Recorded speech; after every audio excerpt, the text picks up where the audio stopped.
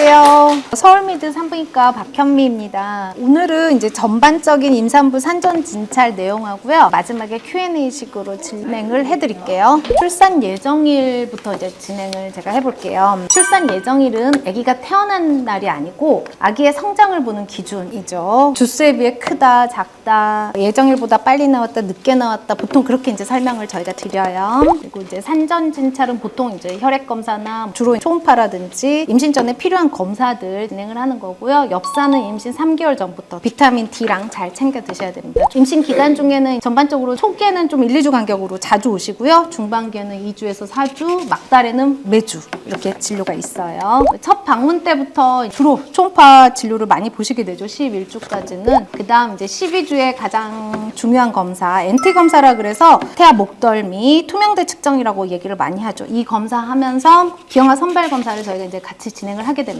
기형아 선발 검사에는 종류가 통합 검사, 니프티 검사, 양수 검사, 보통 이렇게 세 가지 검사를 많이 하시게 되고요. 통합 검사는 일반 검사고 니프티랑 양수 검사는 정밀 검사가 되겠는데요. 예전에는 고령 임신 위주로 정밀 검사를 많이 권유를 했는데 요즘은 나이에 상관없이 정밀 검사를 하시려고 하시는 분들도 많으셔가지고 니프티 검사나 양수 검사를 생각보다 많이 하시게 됩니다. 정확도의 차이는 일반 검사는 뭐 90% 미만이라고 보시면 될 것 같고 양수 검사라든지 정밀 검사는 99% 이상짜리 검사들을 의미하는 거고요.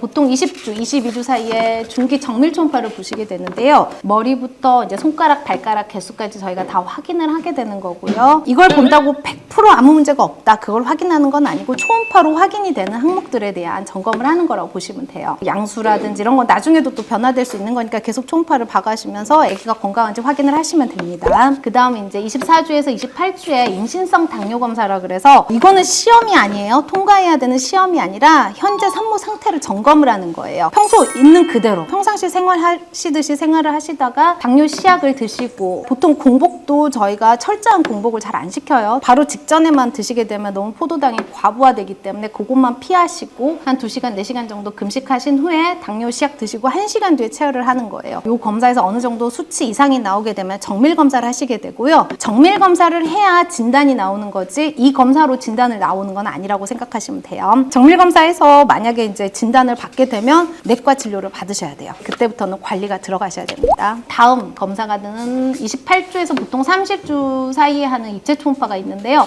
보시다시피 이제 주로 아기 얼굴을 보는 거라고 생각을 하시는데 입체 초음파를 보면서 저희가 외형적인 실루엣이라든지 이런 걸 다시 한번 확인을 해드려요. 아기의 안면 윤곽이라든지 전반적인 아기 형태를 보는 거기 때문에 이 검사도 필요한 검사라고 보시면 됩니다. 그 다음 이제 30주, 32주 이제 30주 초반에 많이들 불편해 하시거든요. 아기가 뭐 내려온 것 같다, 배가 뭉친다, 밑이 빠진 느낌이 든다, 뭐 이런 말씀을 많이 하시는데 이 시기부터 조산기를 조심을 하셔야 돼요. 그래서 조산기 검사가 이 시기에 들어가고요. 태동 검사, 경부 길이 검사, 그리고 초음파 검사 이렇게 진행을 해드려요. 이 검사상에 이상이 없으면 원장님들마다 조금씩 스타일이 다른데 저 같은 경우 100일에 접종하고 가세요 라고 말씀을 드리거든요. 작년에 100일에가 창궐을 했어요. 100일에 같은 경우는 원래 어른들한테는 가벼운 그냥 감기 같은 질환이에요. 그래서 어른들은 그렇게 위험하지 않아요. 신생아가 걸렸을 때는 상당히 치명적일 수 있어요. 매번 임신을 할 때마다 맞아서 아기한테 항체를 주기 위해서 우리가 맞는 거고 그게 가장 적합한 시기가 27주에서 36주 사이기 때문에 보통 30주쯤 접종을 하시면 된다 생각을 하시면 돼요. 이제 얼마 전에 감염학회를 갔다 왔는데 그 학회에서 왜 이렇게 100일에가 많아졌나 이렇게 접종을 잘 하는데 라고 해서 좀 검사를 좀 했었더라고요. 공식적으로 이렇게 해라라고 나온 건 없는데 100일에 접종하고 나서 한 3년 정도 지나니까 항체가가 많이 떨어진대요. 100일에 접종을 조금 신경 써서 하시는 게 좋을 것 같으니까. 그리고 이제 보통 30주 초반 되면 이제 수술이 결정되신 분들 같은 경우에는 스케줄도 잡게 되는 거고요. 그리고 32주, 36주에는 이때 이제 막달 검사가 들어가요. 피 검사도 있고 균배양 검사, GBS 균배양 검사 같은 것도 있어서 그 균의 양성이 나오면은 신생아 폐혈증이라든지 산모도 산욕기 폐혈증하고 연관될 수 있기 때문에 꼭 치료를 해야 되는 균들이 있거든요. 그래서 그런 검사들 진행을 해드리고요. 그 다음은 이제 진짜 막달